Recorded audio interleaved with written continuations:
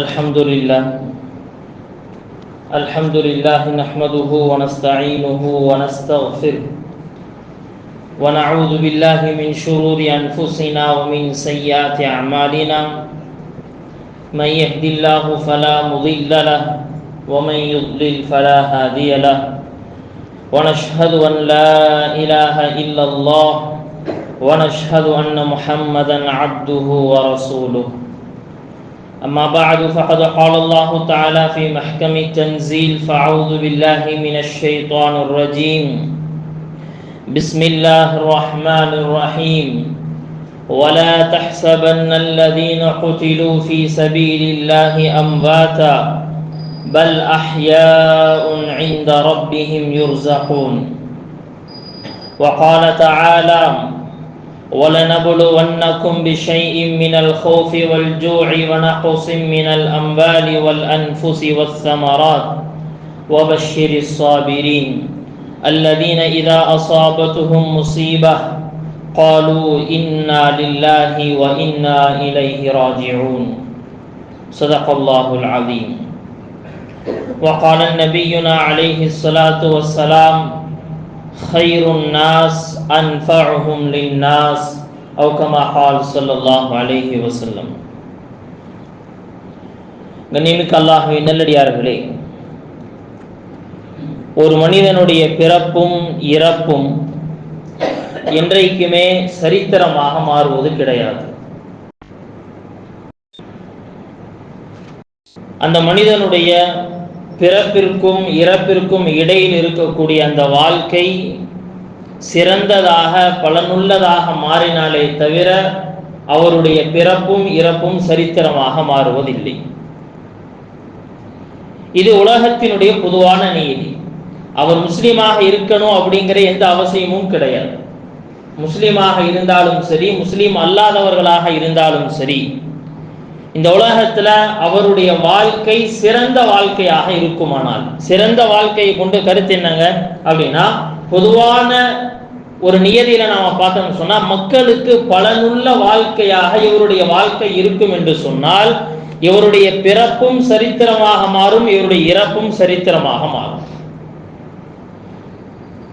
ஆனால் ஒரு முஸ்லிமை பொறுத்த வரைக்கும் இஸ்லாமிய கண்ணோட்டத்தில் ஒரு மனிதனுடைய வாழ்க்கை சிறப்பாகுதல் அப்படிங்கிறது எந்த அடிப்படையில்னு சொன்னா, முதலாவதாக தனக்கும் தன்னுடைய ரப்புக்கும் இடைப்பட்ட அந்த தொடர்பில், தனக்கும் தன்னுடைய படைப்பாளனாகிய அல்லாஹுக்கும் இடையில் இருக்கக்கூடிய தொடர்பில் அவன் சரியானவனாக இருந்து, அடுத்த கட்டமாக அவன் மக்களுக்கு பலனுள்ள நபராக மாறும் பொழுது இவருடைய வாழ்வும் இவருடைய மரணமும் சரித்திரமாக மாறுகிறது. இவன் மக்களிடத்தில் மட்டும் அங்கீகாரம் பெறவில்லை, மாறாக இவன் படைத்த ரப்பிடத்திலும் அங்கீகாரம் பெறுகிறான். படைத்த ரப்பிடத்தில் பெற்ற அங்கீகாரத்தை அல்லாஹு தஆலா மனிதர்களுடைய உள்ளத்தில் இறக்குகிறான். நிமிக்க அல்லாஹ்வின் நல்லடியார்களே, நபி ஸல்லல்லாஹு அலைஹி வஸல்லம் அவர் அறிவிக்கக்கூடிய ஒரு ஹதீஸ், ஒரு சமயத்தில் சொன்னாங்க, அல்லாஹு தஆலா ஒரு நபரின் மீது பிரியத்தை வைக்கிறார். அல்லாஹு தஆலா ஒரு மனிதரை, ஒரு அடியானை நேசிக்க ஆரம்பித்தால் முதல்ல ஜிப்ரைல் அலைஹிஸ்ஸலாம கூப்பிட்டு சொல்றானா, ஜிப்ரைல் நான் இன்ன மனிதரை நேசிக்கிறேன், எனவே நீயும் அவர் மீது நேசம் கொள். ஜிப்ரைல் அலைஹிஸ்ஸலாம் இந்த செய்தியை, இந்த தகவலை எடுத்துக்கொண்டு வந்து மலக்குகள் அனைவரையும் ஒன்று கூட்டி சொல்கிறார்களா, அல்லாஹ் இந்த மனிதரை நேசிக்கிறான், நானும் இந்த மனிதரை நேசிக்கிறேன், நீங்களும் இந்த மனிதரை நேசியுங்கள். இதற்கடுத்து அல்லாஹ் சுப்ஹானஹு வ தஆலா அந்த மலக்குகளின் மூலமாக மனித சமுதாயம் அனைவருக்கும், உலகில் வாழக்கூடிய எல்லா படைப்பினங்களுடைய உள்ளத்திலும் அவரை பற்றி உண்டான ஒரு அங்கீகாரத்தை ஏற்படுத்துகிறார், அவரை பற்றி உண்டான ஒரு நல்ல அபிப்பிராயத்தை ஏற்படுத்துகிறார். இயற்கையாகவே மக்கள் அவரை நேசிக்க ஆரம்பித்து விடுவார்கள். இதற்கு நேர் மாற்றமாக அல்லாஹ் ஒருவரை வெறுக்க ஆரம்பித்து விட்டால் அந்த வெறுப்பினுடைய அந்த விளைவுகள் உலகத்தில் இருக்கக்கூடிய, அருகில் இருக்கக்கூடிய சொந்த பந்தத்திலிருந்தும் கூட பார்க்க முடியும், அண்டை வீட்டுக்காரர்களிடத்திலிருந்தும் கூட பார்க்க முடியும். நிமிக்க அல்லாஹ்வின் நல்லடியார்களே, எனவே நம்முடைய வாழ்க்கை அல்லாஹ்விடத்தில் அங்கீகரிக்கப்பட்ட வாழ்க்கையாக மாற வேண்டும். அதற்கு அடிப்படை என்னவென்று சொன்னால், முதலாவது படியாக நமக்கும் நம்முடைய ரப்புக்கும் இடையில் இருக்கக்கூடிய அந்த கனெக்ஷன், அந்த தொடர்பை சரி செய்து கொள்ளுதல். இரண்டாவது விஷயம், நம்முடைய வாழ்க்கை மக்களுக்கு பலனுள்ள வாழ்க்கையாக மாற வேண்டும். நபி ஸல்லல்லாஹு அலைஹி வஸல்லம் ஒரு ஹதீஸை சொல்லுவாங்க, ഖൈറുன் நாஸ், மக்கள் ஆக சிறந்தவர் யார் தெரியுமா? அன்ஃபஉஹும் லின்னாஸ், மக்களுக்கு மிக அதிகமாக அவரை கொண்டு பலன் கிடைக்கும். மக்களுக்கு அவரை கொண்டு நிறைய பிரயோஜனங்களை அல்லாஹ் ஏற்படுத்துவான். இவர்தான் மக்களில் சிறந்தவர். கண்ணியமிக்க அல்லாஹ்வின் நல்லடியார்களே, இந்த வாய்ப்பையும் அல்லாஹ் தான் வழங்க முடியும்.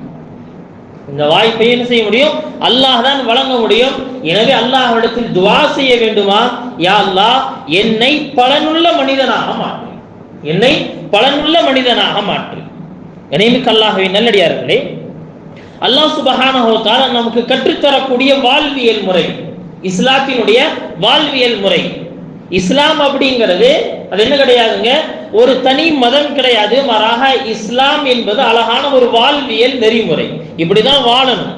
ஒரு மனிதனுடைய இரவினுடைய தூக்கம் இப்படி இருக்கணும், ஒரு மனிதன் எந்திரிக்கும் போது இப்படி எந்திரிக்கணும், அவனுடைய பேச்சு இப்படி இருக்கணும், அவனுடைய வியாபாரம் இப்படி இருக்கணும். இப்படி மனிதனுடைய வாழ்க்கை சம்பந்தப்பட்ட எத்தனை துறைகள் இருக்கிறதோ, அவன் என்னென்னலாம் செய்யறானோ எல்லாத்திலும் இஸ்லாம் வழிகாட்டும். இப்படிதான் செய்யும்.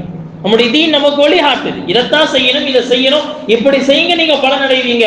வெளிரங்கத்துல பார்த்தா அதில் ஏதோ குறை ஏற்படுவதை போல தெரிந்தாலும் உண்மையில் இது குறை ஏற்படலாம், மாறாக இது நிறையாக மாறும். கண்ணியமிக்க அல்லாஹ்வின் நல்லடியார்களே, அதுல முதலாவது படித்தரம் என்ன?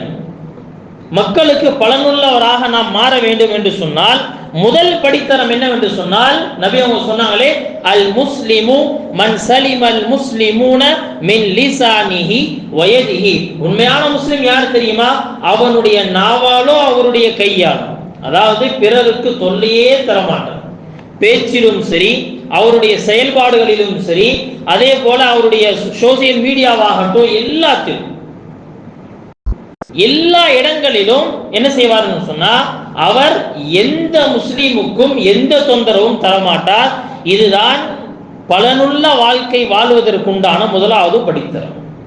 கண்ணியமிக்க அல்லாஹ்வின் நல்லடியார்களே, இந்த முதல் படித்தரத்துல நாம காலடி எடுத்து வச்சுட்டோம், இன்ஷா அல்லாஹ் நம்ம அடுத்தடுத்த படித்தரங்களுக்கு மேலே போக ஆரம்பிக்க முடியும்.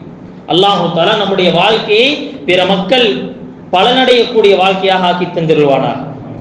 மக்களுக்கு பலனுள்ள வாழ்க்கை வந்துருச்சு அப்படின்னு சொன்னா, அந்த மனிதருடைய மரணம் இந்த உலகத்துல ஒரு பெரிய துக்கத்தை ஏற்படுத்தும். இது இயற்கையா பார்க்கணும். ரொம்ப நல்ல மனிதர், ஏழைகளுக்கு உதவி செஞ்சவர், அதே மாதிரி நல்ல ஒரு ஆலிம் வஃபாத் ஆயிட்டாங்க, அவர் என்ன செஞ்சிருக்கிறாரு? மக்களுக்கு நிறைய நல்ல விஷயங்களை சொல்லி இருக்கிறாரு. அவரை கொண்டு எத்தனையோ பேர் குர்ஆன் ஓதி இருக்கிறாங்க, அவரை கொண்டு எத்தனையோ பேர் நேர்வழி அடைஞ்சிருக்கிறாங்க. இப்படி மக்களுக்கு பலன் தரக்கூடிய, அல்லாஹோடு அந்த மக்களை இணைக்கக்கூடிய ஏதாவது ஒரு காரியத்தை செஞ்ச நல்ல மனிதர் இறந்து போயிட்டாருன்னு சொன்னா அவருடைய மரணம் ஒரு பெரிய துக்கத்தை ஏற்படுத்தும். கண்ணியமிக்க அல்லாஹ்வின் நல்லடியார்களே, அதுதான் உண்மையிலே என்ன அப்படின்னு சொன்னா ஒரு நல்ல வாழ்க்கைக்கு உண்டான அடையாளம். நம்முடைய முன்னோர்கள்ல அப்படிதான் வாழ்ந்து மரணித்தார்கள். நம்முடைய முன்னோர்களுடைய எல்லா நபருடைய வாழ்க்கையும் சரித்திரமாக ஏன் மாறியது? நம்முடைய முன்னோருடைய வாழ்க்கையில எல்லாமே ஏன் சரித்திரமாக மாறியது அப்படின்னு சொன்னா அவர்களுடைய வாழ்க்கை பிரயோஜனமான வாழ்க்கையாக இருந்தது. நம்ம சஹாபாக்களுடைய வாழ்க்கையில் எடுத்து பார்க்கிறோம். தன்னுடைய 31வது வயதுல மதீனாவில் வைத்து முஸாப் இப்னு உமைர் ரலியல்லாஹு அன்ஹு என்று சொல்லப்படக்கூடிய அந்த சஹாபியுடைய கையை பிடித்து முஸ்லீம் ஆகிறார். 37 வயதுல ஷஹீதாகிறார், இறந்து போகிறார். கிட்டத்தட்ட இஸ்லாத்தில் அவர் வாழ்ந்த வாழ்க்கை காலம் சொன்ன வெறும் 7 வருஷம், வெறும் 7 வருஷம் மட்டும்தான் இந்த உலகத்துல முஸ்லீமாக அவர் வாழ்ந்தார். 31 வயதுல என்ன செய்யறாரு? அவர் முஸ்லீம் ஆகிறாரு. 37வது வயதுல அவர் கொல்லப்பட்டுட்டார். 7 வருடம் தன்னுடைய வாழ்க்கையை எப்படி மாத்தினாருன்னு சொன்னா கயாமத்து வரைக்கும் வரக்கூடிய எல்லா மனிதர்களுக்கும் முன்னுதாரணமாக அவர் மாறிட்டார். கண்ணியமிக்க அல்லாஹ்வின் நல்லடியார்களே, அது மட்டும் இல்ல, அவருடைய மரண நேரத்தில் அரிசி குலுங்கி நின்றதா, அவருடைய வருகைக்காக காத்திருந்ததா. யாருங்க அவங்க? மதீனாவினுடைய தலைவர் சஅத் இப்னு முஆத் ரலியல்லாஹு அன்ஹு. கண்ணியமிக்க அல்லாஹ்வின் நல்லடியார்களே, இந்த சஹாபியினுடைய வாழ்க்கையினுடைய ஒவ்வொரு சம்பவம் ரொம்ப அற்புதமான சம்பவம். முதலாவது நபி அவங்க என்ன செய்யறாங்கன்னு சொன்னா அவர்களுடைய அந்த வீரத்தையும் அவர்களுடைய அந்த விஷயத்தை எங்க பாக்குறாங்க, இஸ்லாமிய உணர்வை எங்க பாக்குறாங்கன்னு சொன்னா பத்ருடைய களத்துல பாக்குறாங்க. பத்ருடைய களம். இன்னும் என்ன செய்யணும், பத்ர் போருக்காக எல்லாம் கிளம்பி முதல்ல அந்த வியாபார கூட்டத்தை வழிமறைக்கிறதுக்காக கிளம்பி போறாங்க. போன இடத்துல தகவல் கிடைக்குது, மக்காவில் இருந்து ஒரு படை கிளம்பி வந்துருச்சு. அபூ சுஃபியான் கையை விட்டு தப்பிச்சிட்டார். இப்ப என்ன செய்யறது? மக்காவாசிகள் எல்லாரும் தயாரா சொல்லிட்டாங்க, போர் செய்யலாம். நபியம் கேட்கறாங்க, போர் செய்யலாமா வேணாம்? மக்காவாசிகள் எல்லாரும் சொல்ல, ஹரத் அபூபக்கர் பேசுறாங்க, ஹரத் உமர் பேசுறாங்க, முஹாஜிர்கள் எல்லாருமே என்ன செய்யறாங்க, பேசுறாங்க. ஆனா நபி அவர்களுடைய எதிர்பார்ப்பு என்னன்னா, மதீனாவாசிகள் என்ன சொல்றாங்க? இதை புரிந்து கொண்ட ஹரத் ஸஅத் இப்னு முஆத் ரலியல்லாஹு அன்ஹு சொன்னாங்க, யா ரசூலல்லாஹ், எங்களுடைய பதிலை தானே எதிர்பார்த்துட்டு இருக்கீங்க, எங்களுடைய பதிலை தானே நீங்க எதிர்பார்த்துட்டு இருக்கிறீங்க. இதோ சொல்கிறேன் கேட்டுக்கொள்ளுங்க. மூசா அலைஹிஸ்ஸலாமுடைய கூட்டம் சொன்னாங்க, மூசா நீயும் உன்னுடைய ரப்பு போய் சண்டை போட்டுட்டு வா, இங்க உட்கார்ந்து வேடிக்கை பார்க்கறோம்னு சொன்னாங்களே, அந்த கூட்டம் எல்லாம் நாங்கள், அந்த கூட்டம் எல்லாம் நாங்கள். யார் சொன்னா, நீங்கள் கடலில் குதிக்க சொன்னால் குதிக்க தயார், மலையிலிருந்து குதிக்க சொன்னால் குதிக்க தயார், எந்த இடத்துக்கு போக சொன்னாலும் போவதற்கு தயார், நீங்க தாராளமாக போர் செய்யலாம். அதற்கு பிறகுதான் நபியினுடைய முகத்துல என்ன ஆகுது, ஒரு பிரகாசமே ஏற்படும். நிமிக்கல்லாஹ்வே நல்லடிலே ஹரத் ஸஅத் இப்னு முஆதுடைய இந்த வார்த்தை வரலாற்றில் பொன் எழுத்துக்களால் குறிக்கப்பட வேண்டிய வார்த்தை. அந்த நேரத்தில் நபியினுடைய உள்ளம் ஏங்கிக் கொண்டிருக்கு. மதீனாவிலிருந்து யார் பேசுவார், அன்சாரிகள் இருந்து யார் பேசுவார்? ஹரத் ஸஅத் இப்னு முஆத் பேசுறாங்க. அந்த பேச்சுக்கு பிறகுதான் நபி அவர்களுடைய அந்த ஆலோசனை கூட்டத்தில் வேகமே எடுக்குது. கண்ணியமிக்கல்லாஹ்வே நல்லடியாலே, இதே போலதான் இவர்களுடைய வாழ்க்கையினுடைய இன்னொரு தருணம் என்ன அப்படின்னு சொன்னா, இவர்கள் கந்தக்குடைய போர் நடக்குது. கந்தக்குடைய அந்த போர் நடக்குது. அந்த அகல் போர் மிகப்பெரிய ஒரு இக்கட்டான சூழல்ல நடந்த போர். அந்த போர்ல முஸ்லிம்களுக்கு அல்லாஹ் தஆலா வெற்றியை கொடுத்துட்டான். ஆனா என்ன அப்படின்னு சொன்னா, இந்த யூதர்கள், இந்த துரோகிகள், இன்றளவுக்கும் கூட அவங்க துரோகிகள் தான், இன்றளவுக்கும் கூட அவங்க துரோகிகள் தான். இன்னைக்கு என்ன செஞ்சிருக்கிறாங்க, அவர்கள் தங்களுடைய துரோக செயல்களை ரொம்ப என்ன செஞ்சிருக்காங்க, பட்டவர்த்தனமா செஞ்சுட்டு இருக்கிறாங்க. இவன் என்ன செஞ்சானுங்க அப்படின்னு சொன்னா, பின்னால் இருந்து முஸ்லிம்களை தாக்குவதற்கு உண்டான எல்லா வேலைகளையும் செஞ்சு வச்சிருக்கிறாங்க. இந்த நேரத்துல என்னாச்சு, நபி ஸல்லல்லாஹு அலைஹி வஸல்லம் இந்த கந்தக்குடைய வெற்றியை முடிச்சிட்டு தன்னுடைய வீட்டுல குடித்து கொண்டிருக்கிறாங்க. இந்த நேரத்துல என்ன ஆச்சுன்னு சொன்னா, ஹஜ்ரத் ஜிப்ரீல் வந்துட்டாங்க. சொன்னாங்களா, யார சொல்ல முஹம்மது, நீங்க போற முடிச்சிட்டீங்க, வாளை கீழே வச்சுட்டீங்க, மலக்குகள் நாங்க யாருமே வாளை கீழே வைக்கல, பனூ குறைலாவை தாக்குன்னு கிளம்பி வாங்க அப்படின்ட்டாங்க. கண்ணியமிக்கல்லாஹ்வே நல்லடியார்களே, இந்த போர்ல, கந்தக்குடைய அந்த போர்ல ஹரத் ஸஅத் இப்னு முஆத் ரலியல்லாஹு அன்ஹு அவங்களுடைய கால்ல ஒரு நரம்புல இருந்து ரத்தம் வழிந்தோடி கொண்டே இருந்துச்சு. அவங்களுக்கு காலில் பட்ட அந்த காயத்துல ரத்தம் வழிஞ்சுக்கிட்டே இருக்கும், கால் வீங்கிரும், அந்த புண்ணு உடையும், ரத்தம் அவங்கள்ட்டே போயிட்டு இருக்கு. நிறைய தடவை என்ன செய்யறாங்க, இது நடந்து கொண்டே இருக்கு. இந்த நேரத்துல தான் நபி ஸல்லல்லாஹு அலைஹி வஸல்லம் எங்க போயிட்டாங்க அப்படின்னு சொன்னா, பனூ குறைலாவை தாக்குறதுக்காக போயிருக்கிறாங்க. பனூ குறைலாவுடைய எல்லா சம்பவமும் ஹரத் ஸஅத் இப்னு முஆதுக்கு தெரிஞ்சிருச்சு. இவர்கள் மிகப்பெரிய துரோகமான செயலை செஞ்சுட்டாங்க, முஸ்லிம்களை கொலை செய்வதற்கு உண்டான எல்லா வேலைகளையும் எல்லா திட்டங்களையும் தீட்டி வச்சிருக்கிறாங்க அப்படிங்கிற தகவல் கிடைக்குது. இந்த நேரத்தில் என்ன செய்யறாங்கன்னு சொன்னா, பனூ குறைலா அவர்கள் சுற்றி வளைக்கப்படுறாங்க. பனூ குறைலா அவங்க கோட்டைகள் சுற்றி வளைக்கப்பட்ட பிறகு இனிமேல் தப்பிக்கவே முடியாது அப்படிங்கிற அந்த தருணத்தில் என்ன செய்யறாங்கன்னு சொன்னா, அந்த பனூ குறைலாவுடைய அந்த யூதர்களை சார்ந்த அந்த தலைவர்கள் வந்து என்ன செய்யறாங்க, நபியிடத்துல சொல்லிடுறாங்க, எங்களுடைய விஷயத்துல ஒரு இணக்கமான ஒரு விஷயத்தை ஏற்படுத்திடலாம், நீங்க ஏதாவது ஒரு தீர்ப்பு வழங்குங்க, அதை நாங்க ஏத்துக்கிறோம், இதுக்கு மேல எங்களால் தாக்கி பிடிக்க முடியல. இப்ப என்ன செய்யறாங்கன்னு சொன்னா, இதற்கு தீர்ப்பு வழங்குறது யார், இவங்களுக்கு தீர்ப்பு வழங்குறது யார் அப்படின்னு சொன்னா, நபி ஸல்லல்லாஹு அலைஹி வஸல்லம் என்ன செய்யறாங்கன்னு சொன்னா, ஸஅத் இப்னு முஆத கூப்பிடுறாங்க.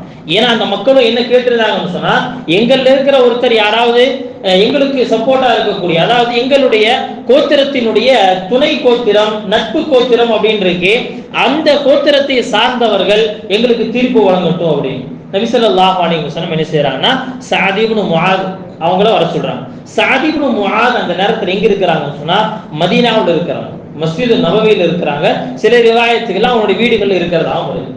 இப்ப என்ன செய்யறாங்கன்னு சொன்னா, அவர்களை ஒரு குதிரையில வச்சு அல்லது சில ரிவாயத்துகள்ல கழுதையில மேல வச்சு என்ன செய்யறாங்க, கோவேறு கழுதையில என்ன செய்யறாங்க, கூட்டிட்டு வர்றாங்க. நபி ஸல்லல்லாஹு அலைஹி வஸல்லம் அவங்க இருந்த இடத்துக்கு வந்த பிறகு அவங்க ஒரு தீர்ப்பு சொல்றாங்க. அது அந்த தீர்ப்பை நபி ஸல்லல்லாஹு அலைஹி வஸல்லம் இவ்வளவு மெச்சுனாங்க. அதாவது இந்த யூதர்கள் சஅத் இப்னு முஆத் தீர்ப்பு வழங்க வர்றார் அப்படின்னு உடனே பெரிய சந்தோஷம். ரைட், ஓகே, நமக்கு சாதகமான ஆளு ஒருத்தர் தீர்ப்பு சொல்ல போறாரு. ஆனா சஅத் இப்னு முஆத் எங்க இருந்தாங்களோ அந்த கூட்டத்துல நபியாவுடைய தகவல் கிடைக்கும் பொழுது என்ன செய்யறாங்கன்னு சொன்னா, சஅத் இப்னு முஆதுக்கு சுத்தி இருக்கிறவங்க எல்லாம் கேட்கிறாங்க, இப்ப பனு குறைலாவுக்கு என்ன தீர்ப்பு சொல்ல போறீங்க, என்ன தீர்ப்பு சொல்ல போறீங்க? ஒரே வார்த்தையில சொன்னாங்களா, யாருடைய படிப்பையும் அஞ்சாமல் இன்றைக்கு அல்லாஹ்வுடைய தீர்ப்பை நான் சொல்ல போறேன். இன்னைக்கு யாருடைய படிப்புக்கும் நான் பயப்பட மாட்டேன். அப்பவே தெரிஞ்சிருச்சு யூதர்களுடைய கொலைதான் இன்றைக்கு முடிவாக போகுது. அதே மாதிரி என்ன செய்யறாங்க, வர்றாங்க, சொன்னாங்க யூதர்களுடைய ஆண்கள் அனைவரும் கொலை செய்யப்படணும், பெண்களும் குழந்தைகளும் கைதிகளாக மாற்றப்படணும். அதே மாதிரி நிகழ்வு அந்த தீர்ப்பை சொன்ன பிறகு நபி அவங்க சொன்னாங்க, 7 வானத்துக்கு மேல் இருந்து அல்லாஹ் சொன்ன தீர்ப்பை நீங்க சொல்லியிருக்கீங்க, அல்லாஹ் சொன்ன தீர்ப்பை நீங்க சொல்லிட்டீங்க. நல்லடியார்களே, இதற்கு பிறகு என்ன செய்யறாங்கன்னா, சஅத் இப்னு முஆத் அவருடைய மௌத் வந்துருச்சு. சில ரிவாயத்துகள் வருது, இரவினுடைய நடுநிசி நேரம், இரவினுடைய நடுநிசி நேரத்துல ஹஜ்ரத் ஜிப்ரீல் என்ன செய்யறாங்கன்னு சொன்னா, வெல்வெட் ஆடையில ஒரு தலப்பாவை கட்டிட்டு சொன்னாங்கன்னா, என்ன இங்க இருக்கிறீங்க, அங்க சஅத் இப்னு முஆத் வஃபாத் ஆயிட்டாரு, அவரை பார்க்கிறதுக்காக மலக்குகளுடைய கூட்டம் இறங்கி கொண்டிருக்கு. அல்லாஹ்வின் நல்லடியார்களே, அர்த்தமுள்ள வாழ்க்கை, இதுதான் அர்த்தமுள்ள வாழ்க்கை. அவருடைய மௌத்துக்கு யார் இறங்கி வந்திருக்கிறா? பக்கத்து வீட்டுக்காரங்க வரதை பத்தி பேசல, நபியை பத்தி பேசல. நபியினுடைய வருகைக்கு முன்பாக ஜிப்ரீல் மலக்குகளுடைய கூட்டத்தோடு இறங்கிட்டாங்க. இறங்கி சொன்னாங்க, இன்னும் நீங்க இங்க இருக்கிறீங்களே, அங்க சஅத் இப்னு முஆத் வஃபாத்தாயிட்டாங்க. அல்லாஹ்வின் நல்லடியார்களே, இறங்க நபி அவங்க என்ன செய்யறாங்கன்னா, அப்படியே வேகமா போறாங்க. சஹாபாக்கள் கேட்கறாங்க, யார சொல்லி இந்த நேரத்தில் இவ்வளவு வேகமா ஏன் போறீங்க?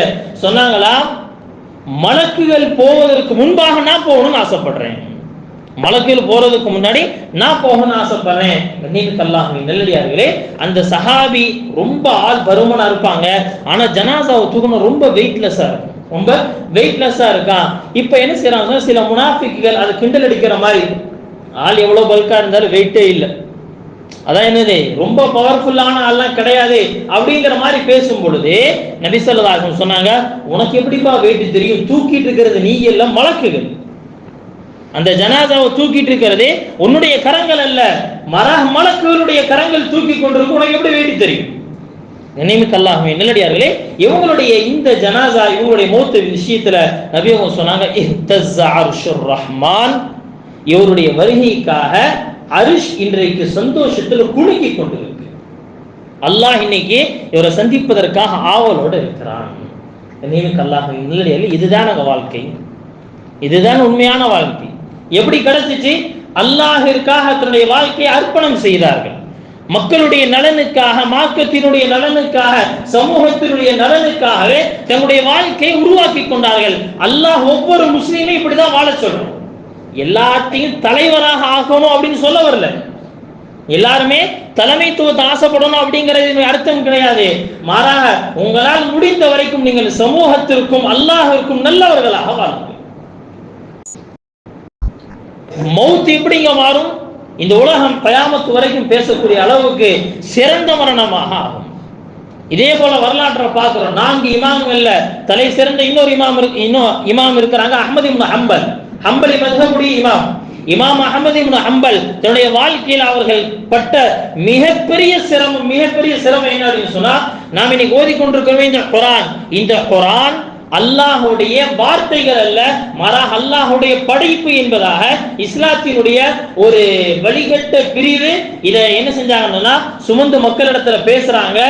இதை முஅத்தஸிம் பில்லாஹ் என்று சொல்லப்படக்கூடிய அந்த நேரத்துடைய அரசரும் அதை அங்கீகரிச்சிட்டார். இமாம் அஹ்மத் இப்னு ஹம்பல் துணிஞ்சு நின்று சொன்னாங்க, இந்த குர்ஆன் ஹல்குல்லாஹ் கிடையாது, அல்லாஹ்வுடைய படைப்பு இல்லை, மாறாக இது கலாமுல்லாஹ், அல்லாஹ்வுடைய வார்த்தை. அல்லாஹ்வுடைய படைப்புக்கும் அல்லாஹ்வுடைய வார்த்தை என்ன வித்தியாசம்? ஒரு கேள்வி இருக்குல்ல. அல்லாஹ்வுடைய படைப்புன்னு சொல்லிட்டேன், குர்ஆன் அல்லாஹ் படைச்சதுதான் அப்படின்னு சொல்லிட்டு போயிடலாமே. அல்லாஹ்வினால இந்த இடத்துல முஸ்லீம்கள் நம்ம எல்லாம் விளங்கணும் ஒரு விஷயத்த, இந்த உலகத்தில் எதையெல்லாம் அல்லாஹ் படைத்தானோ அதையெல்லாம் அழிப்பான். படைக்கப்பட்டதற்கு அழிவு இருக்கு அப்படின்னா குர்ஆன் அழியும் அப்படிங்கிற அந்த அர்த்தத்தை தான் என்ன செய்யறாங்கன்னு சொன்னா அவர்கள் கொண்டாங்க. ஹஜ்ரத் அஹ்மத் இப்னு ஹம்பல் ரஹ்மத்துல்லாஹி அலைஹி ரொம்ப தெளிவா என்ன செய்றாங்க சொன்னாங்க, இது ஹல்குல்லா கிடையாது, கலாமுல்லா, அல்லாஹுடைய வார்த்தை. அல்லாஹுடைய வார்த்தைக்கு அழிவே கிடையாது. இதை எதிர்த்து அவர்கள் என்ன செய்யறாங்க, பேசுறாங்க, மக்கள் இடத்துல கைது செய்யப்படுறாங்க. கிட்டத்தட்ட 30 மாதங்கள் அவர்கள் இதற்காக தினம் சவுக்கால் அடிக்கப்பட்டாங்க. 30 மாதம் தான் சொல்லுவாங்க. இமாம் அஹமது இப்னு ஹம்பல் மேல அடிக்கப்பட்ட அந்த சவுக்கடிகள் ஒரு யானையின் மீது அடிக்கப்பட்டிருந்தால் அது என்னைக்கோ செத்து போயிருக்கும், அது மதம் பிடித்து போயிருக்கும். எல்லாம் அடி வாங்கிட்டு அந்த அரசன் இமாம் அஹமது இப்னு ஹம்பலை ரொம்ப நேசிக்கக்கூடியவனும் கூட சொல்லுவான், ஒரே ஒரு தடவை சொல்லிருங்களே, ஒரே ஒரு தடவை சொல்லிருங்களே, இது அல்லாஹுடைய படைப்பு, உங்களை விட்டுறேன், அடிக்க கஷ்டமா இருக்கு சொல்லுவாரா இமாம் அஹமது இப்னு ஹம்பல். ஒரே ஒரு பலகீனமான ஏதாவது ஒரு ஹதீஸை கொண்டு வா, இது அல்லாஹுடைய படைப்புன்னு சொல்லிடுறேன். நம்முடைய நபி சொன்ன ஒரே ஒரு வார்த்தையை கொண்டு வா, நான் சொல்லிடுறேன். நல்லி எத்தனை சிரமங்கள் வந்தா. அதனால்தான் சொல்லுவாங்க, அவங்க எப்படிப்பட்டவங்க, இமாம் அஹ்லி சுன்னா, அஹ்லு சுன்னத்துல் ஜமாத்தினுடைய இமாம். அவர்கள் அன்றைக்கு வீழ்ந்திருந்தால் சுன்ன ஜமாத் அப்படிங்கிறது அடிபட்டு போயிருக்கும், ஒண்ணுமே இல்லாம போயிருக்கும். அல்லாஹு தஆலா அவர்களை கொண்டு இந்த உலகத்தில் அதை நிலைநாட்ட விரும்பினால் அல்லாஹு தஆலா என்ன செஞ்சார், அவர்களை தேர்வு செய்தார். அல்லாஹ்வின் நல்லடியார்களே, இவருடைய மரணம் எப்படி இருந்துச்சு? இமாம் அஹ்மது இப்னு ஹம்பல் ரஹ்மத்துல்லாஹி அலைஹி அவர்களுடைய மரணத்தில் கலந்து கொண்டவருடைய எண்ணிக்கை 3 லட்சத்துல ஆரம்பிச்சு 7 லட்சம் வரைக்கும். ஆட்சியாளர் அப்படியே என்ன செய்ய, பிரமிச்சு போய் நிக்கிறான். எங்கிருந்து இவ்வளவு பெரிய கூட்டம் வந்து பகதாதை நோக்கி எல்லாம் வந்துட்டாங்க. பகதாத் முழுக்க மக்கள் வெள்ளம். ஜனாசாவை தூக்கிட்டு போகல, ஜனாசா மக்கள் வெள்ளத்தில் மிதந்து போகுது. யாரும் தூக்கிட்டு நடந்து போக முடியல, கை மாத்திட்டு போயிட்டே இருக்கிறாங்க, கை மாத்திட்டு எடுத்துட்டு போயிட்டே இருக்கிறாங்க. எங்கு ஜனாசா வைக்கப்பட்டிருந்ததோ அவருடைய வீட்டிலிருந்து கபரஸ்தான் வரைக்கும் என்ன சொன்னா, அந்த ஜனாசா மக்களுடைய வெள்ளத்தில் மிதந்து சென்றது, யாரும் தூக்கி செல்லவில்லை. கலந்து கொண்ட பெண்களுடைய எண்ணிக்கை 60,000 பெண்கள். அல்லாஹ்வின் நல்லடியார்களே, அந்த ஆப்போசிட் பார்ட்டி, இஸ்லாத்தினுடைய அந்த முஸ்லீம் அப்படிங்கிற பேர் இருக்கக்கூடிய அந்த வழிகட்ட பிரிவினரை பார்த்து இமாம் தன்னுடைய வாழ்க்கையில சொல்லுவாங்களா, பைனனா வ பைனகும் அல் ஜனாயிஸ், எனக்கும் உங்களுக்கும் உண்டான வித்தியாசம் என்னுடைய மௌத்துல தெரியும் சொன்னாங்க. யார் சத்தியத்தில் இருந்தோம் அப்படிங்கிறத என்ன செய்யும், என்னுடைய மரணம் உங்களுக்கு சொல்லும். அதுதான் நிகழ்ந்தது. அல்லாஹ்வே, 7 லட்சம் மக்களுடைய கூட்டம் எங்கிருந்து வந்ததுன்னு தெரியல, யாரு எப்படி கணக்கு போடுறதுன்னு கூட தெரியும். அறிவிப்பாளர்கள் பல மாதிரி சொல்றாங்க. ஜனாசாவுடைய மைதானத்தில் இருந்தவங்க 3 லட்சம், வீடுகள்ல இருந்தவங்க இத்தனை, ஜனாசாவை பார்க்க வந்தவங்க இத்தனை அப்படின்னு சொல்லி என்ன செய்யறாங்க, அப்படியே மில்லியன் 2 மில்லியன் வரைக்கும் என்ன செய்யறாங்கன்னு சொன்னா அந்த கணக்குகளை இழுக்கிறார்கள். அல்லாஹ்வே நல்லடியாரே, இது அர்த்தமுள்ள வாழ்க்கை. தன்னுடைய வாழ்க்கையில என்ன செஞ்சாங்க, மார்க்கத்திற்காக அல்லாஹ்விற்காக தன்னுடைய வாழ்க்கையை அர்ப்பணித்தார்கள்.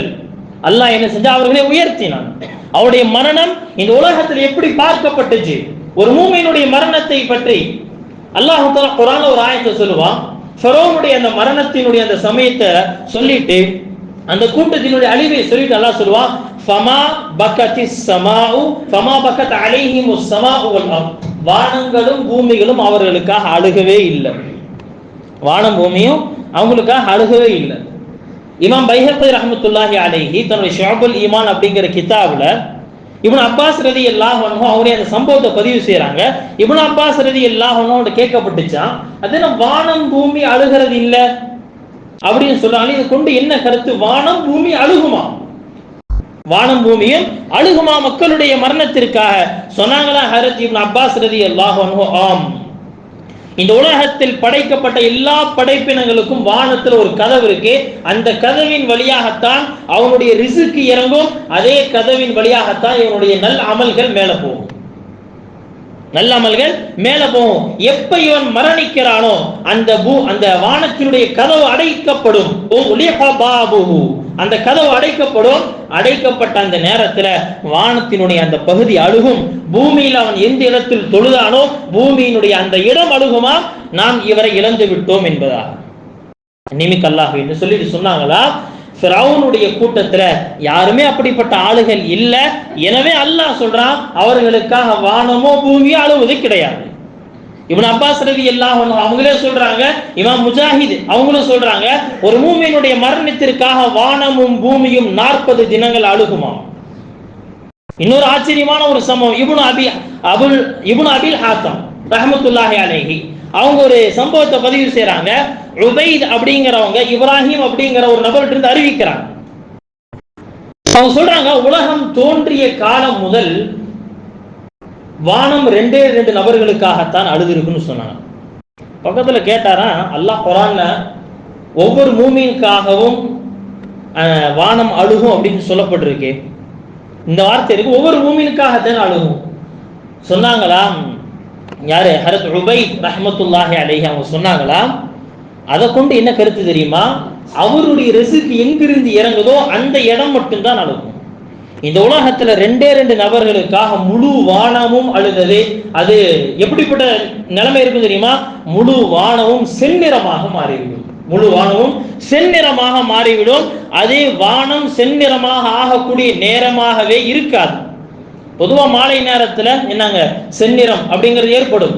ஆனால் அந்த ரெண்டே ரெண்டு நபருடைய மரணத்திற்காக முழு வானமும் செந்நிறமாக மாறியது. அதுல ஒன்று யாருன்னு சொன்னா, ஹீனா குத்திர யஹ்யா இப்னு ஜக்கரியா, ஜக்கரியா அலைஹிஸ்ஸலாமுடைய மகன் யஹ்யா அலைஹிஸ்ஸலாம் அவர்கள் கொல்லப்பட்ட நேரத்துல முழு வானமும் அழுதது. இரண்டாவது, ஹீனா குத்தில ஹுசைன் இப்னு அலி, ஹஜ்ரத் அலி ரலியல்லாஹு அன்ஹு அவர்களுடைய மகனார் நபி ஸல்லல்லாஹு அலைஹி வஸல்லம் அவர்களுடைய பேர குழந்தை ஹுசைன் ரலியல்லாஹு அன்ஹு அவர்கள் கொல்லப்பட்ட நேரத்துல முழு வானமும் செந்நிறமாக மாறியது சொன்னாங்க. முழு வானமும் அந்த நேரத்தில் அழுதது. நிமிக்க அல்லாஹ்வின் நல்லடியார்களே, ஏன் அழுதது வானம், ஏன் அழுகிறது பூமி? அர்த்தமுள்ள வாழ்க்கை, மக்களுக்கு பலனளிக்கக்கூடிய வாழ்க்கை, அல்லாஹ் விரும்பக்கூடிய வாழ்க்கை. இன்னைக்கு நம்முடைய வாழ்க்கையை நாம் எடுத்து பார்க்கணும். நிமிக்க அல்லாஹ்வின் நல்லடியார்களே, வெறும் நாம நம்முடைய இபாதத்துகளை வைத்து என்ன செய்யற, திருப்தி அடைஞ்சுக்கிறோம். ஆஹா சரி ஓகே போது, இப்படிப்பட்ட ஒரு வாழ்க்கை. நிமிக்க அல்லாஹ்வின் நல்லடி, இந்த வாழ்க்கை அல்லாஹ் கொடுத்த அமானிதம். இந்த வாழ்க்கை அல்லாஹ் கொடுத்த அமானிதம். இந்த வாழ்க்கையில நாம அல்லாஹுடைய தீனுக்காக, மார்க்கத்திற்காக என்ன செய்தோம் என்று நாளை அல்லாஹ்விடத்துல பதில் சொல்லணும். நிமிக்க அல்லாஹ்வின் நல்லடியிலே, அந்த தன்னுடைய வாழ்க்கையை அர்த்தமாக்கி கொண்ட 1000 நபர்களுடைய பட்டியல்ல தான் யாருங்க வர்றா? உலகத்தில் அல்லாஹ் சுப்ஹானஹு வ தஆலா அந்த பூமியை பற்றி குர்ஆன்ல எங்கெல்லாம் பேசுறானோ எல்லா இடத்துலயும் சொல்லுவான் பரக்கத்தான பூமி, பரக்கத்தான பூமின்னு சொல்லுவான்.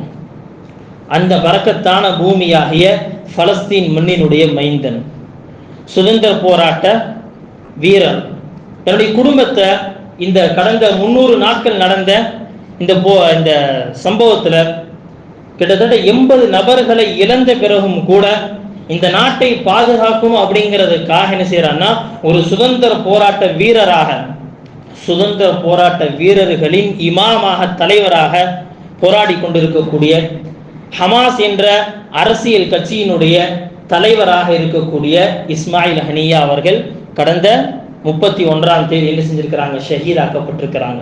இன்னா லில்லாஹி வ இன்னா இலைஹி ராஜிஊன். நிமிக்க அல்லாஹ்வின் நல்லடியார்களே, பலஸ்தீன் இஸ்ரேலுடைய இந்த போர்ல இதுவரைக்கும் கண்டிராத அளவுக்கு வரலாற்றுல பலஸ்தீனுக்கும் இஸ்ரேலுக்கும் ஏற்பட்ட போர்கள்ல இதுவரைக்கும் கண்டிராத அளவு மிகப்பெரிய சேதங்களை என்ன செய்யறாங்க, அவங்க சந்தித்துக் கொண்டிருக்கு. இன்னும் சொல்ல போனா 1000 நாட்கள் தொடர்ந்து கொண்டிருக்கக்கூடிய ரஷ்யா உக்ரைன் போர்ல ஏற்பட்ட சேதங்கள் பலஸ்தீனுடைய இந்த 300 நாட்கள் ஏற்பட்ட சேதத்தினுடைய 10% கூட அங்க ஏற்படல. 10% கூட ஏற்படல. நிமிக்க அல்லாஹ்வின் நல்லடி. ஆனா அதை விட பல மடங்கு என்ன ஆகுதுன்னு சொன்னா, இங்கே நஷ்டங்களையும் உயிரிழப்புகளையும் சந்திச்சு கொண்டே இருக்கிறாங்க. அல்லாஹ் ஒரு கூட்டத்தாரை நேசிக்க ஆரம்பிக்கிறான்னு சொன்னா அவர்களை சோதனையில் ஆழ்த்துவான், அவர்கள் சோதனையை கொடுப்பான். வெளியிலிருந்து நம்ம அவரை எப்படி வேணாலும் பார்த்துக் கொள்ளலாம். ஆனால் இந்த உலகத்துல பைத்துல் முகத்தஸை பாதுகாப்பதற்காக தேர்ந்தெடுத்த கூட்டம் அந்த மக்கள். நமக்கும் உங்களுக்கு அந்த மாதிரி ஒரு சோதனை ஏற்பட்டிருந்தா நம்முடைய நிலைமை என்னங்கிறது தெரியுது. அல்லாஹ் பாதுகாக்கணும். இதான் சொல்லுவாங்கல்ல, ஆட்டுக்கும் அல்லாஹ் வாழை அளந்துதான் கொடுத்திருக்கிறானு, அதனால யாரை எங்க வைக்கணுமோ அங்கதான் வச்சிருக்கோம். நிமிக்க அல்லாஹ்வின் நல்லடி. ஆனால் ஆசைப்படணும் உள்ளத்துல, எல்லாம் வாழும் காலம் மக்களுக்கு பலனுள்ள வாழ்க்கையை வாழணும். மௌத்தாகும் போது எப்படிப்பட்ட மரணம் இருக்கணும்னு சொன்னா, எல்லாம் நீ சந்தோஷப்படக்கூடிய மரணம் நமக்கு ஏற்படும். அல்லாஹ் அவர்கள் உதவி செஞ்சு கொண்டே இருக்கிறான். அவர்களுடைய மரணம், இஸ்மாயில் ஹனியா அவருடைய மரணம் பலஸ்தீன் மக்களுக்கு, இன்னும் சொல்ல போனா முழு முஸ்லிம் உம்மத்திற்கும் மிகப்பெரிய வருத்தமாக இருந்தாலும் முஸ்லிம்களை பொறுத்த வரைக்கும் இந்த இழப்பு முதல் இழப்பு கிடையாது. அவ்வளவு நமக்கு அல்லாஹ் குர்ஆன்ல சொல்ற மாதிரி முஸ்லிம்களுக்கு மூமின்களுக்கு சிரமம் ஏற்பட்டுச்சு, ஒற்றை வார்த்தை அல்லதீன இதா அஸாபத்துஹும் முஸீபா, ஏதாவது சிரமம் ஏற்பட்டுச்சு, இழப்புகள் ஏற்பட்டுருது. இதற்கு மேலாயத்தில் அல்லாஹ் சொல்றா, இழப்புகளை எப்படி எல்லாம் கொடுப்பேன் நான். பொருள் சேதம், உயிர் சேதம், உங்களுடைய தோட்டங்கள் அழிஞ்சு போகிறது, எல்லாமே ஏற்படும். எந்த சோதனை வந்தாலும் மார்க்கத்தின் மீது நிலைத்திருக்கிறாங்களே அவர்களுக்கு தான் அல்லாஹ் சுப செய்தி சொல்றான். மார்க்கம் அப்படிங்கிறது நாம நினைப்பதை போல கிடையாது. உண்மையான மூமின்கள் யாரு? அவர்கள் சிரமம் ஏற்பட்டுச்சு, சோதனைகள் வந்தது, அவர்கள் இழந்தார்கள். இழப்பை எப்படி நிவர்த்தி செய்வது? உள்ளத்திற்கு சொல்லுங்கள், இன்னா லில்லாஹ், இந்த உலகத்தில் நாம் நிரந்தரமாக வாழ்வதற்கு வந்தவர்கள் அல்ல, நாம் எல்லாம் அல்லாஹ்வுக்கு சொந்தமானவர்கள். வ இன்னா இலைஹி ராஜிஊன், நாம் எல்லாமே அவன்கிட்ட தான் போக போறோம். இன்னிமிக்க அல்லாஹ்வின் நல்லடியார்களே, அதனால இந்த உலகத்துல ஒரு முஃமின் இந்த உலகத்துல வாழ்றான்னு சொன்னா அவன் அநீதத்துக்கு எதிராக குரல் கொடுத்துதான் தீருவான். அநீதத்துக்கு எதிராக அவன் குரலை கொடுத்துதான் தீருவான். குரலை கொடுப்பவர்கள் கட்டாயம் அல்லாஹ்விடத்தில் உயர்ந்து நிற்பார்கள். யாராவது எங்களுக்கு உதவி செய்வார்களா அப்படின்னு நினைப்பது ஒரு போராளிக்கு அழகல்ல. ஒரு போராளி தன்னந்தனியாக விடப்பட்டால் அது இந்த உம்மத்திற்கு அழகு கிடையாது. நினைவுக்கல்லாஹ்வின் நல்லடியார்களே, ஆனா ஒவ்வொருத்தரும் தன்னால் இயன்ற அளவு, எல்லாருமே எல்லா வேலையும் செய்ய முடியாது. இன்னைக்கு எல்லாம் நினைக்கிறோம் அப்படின்னு எல்லாருமே எல்லா வேலையும் செய்யணும்னு நினைக்கிறோம், சாத்தியமே கிடையாது. அல்லாஹ் தஆலா யாரை எந்த துறைக்காக தேர்வு செஞ்சிருக்கிறானோ அந்த துறையில் இருந்து கொண்டே மார்க்கத்தை நிலைநாட்டுவதற்காக நாம் என்ன செய்யணுமோ அதை செய்து கொண்டே இருந்தோம் என்று சொன்னால், மக்களுக்கு பலனளிக்கக்கூடியவர்களாக நாம் இருந்து கொண்டே இருந்தோம் என்று சொன்னால், அல்லாஹ் தஆலா அவனிடத்தில் நம்மை உயர்த்தி வைத்து பார்ப்பான். அல்லாஹ்வுக்காக, சமூகத்தினுடைய நலனுக்காக ஒரு மனிதன் வாழ்ந்து அவன் வென்றாலும் அவன் ஜெயித்தாலும் அது வெற்றிதான், அவன் தோற்றாலும் அவன் அது வெற்றிதான். ஏனென்று சொன்னால் இந்த உலகத்துல ஒரு முஸ்லிமை பொறுத்த வரைக்கும் தோல்வி என்பது கிடையவே கிடையாது. ஏனென்று சொன்னால் இந்த வாழ்க்கை அல்லாஹ்விற்கானதே, நம்முடைய வாழ்க்கையினுடைய எல்லா செயல்களும் அல்லாஹ்விற்கானதே, நம்முடைய மரணமும் அல்லாஹ்விற்கானதே. ஆனால் ஒரு முஃமின் நம்முடைய வாழ்க்கை எப்படி மாற்றணும் அப்படிங்கறத யோசிக்கணும். எப்படி மாற்றணும்? நாம் சமூகத்திற்கு பலனுள்ளதாக, அல்லாஹ்வுக்கு பிடித்தமானதாக மாற்றினோம் என்று சொன்னால் அல்லாஹ் சுப்ஹானஹு வ தஆலா நம்முடைய பிறப்பையும் நம்முடைய இறப்பையும் சரித்திரமாக ஆக்குவான். அல்லாஹ் சுப்ஹானஹு வ தஆலா அவனை பயந்து வாழ்ந்து சமூகத்திற்கு நல்ல பிரயோஜனங்களை தரக்கூடிய நன்மக்களாக அல்லாஹ் நம் அனைவரையும் ஆக்கியருள்வானாக. வ ஆகிரு தஅவானா அல்ஹம்துலில்லாஹி ரப்பில் ஆலமீன். அல்லாஹு அல்லாஹு அல்லாஹு அல்லாஹ் அல்லாஹு அல்லாஹ்.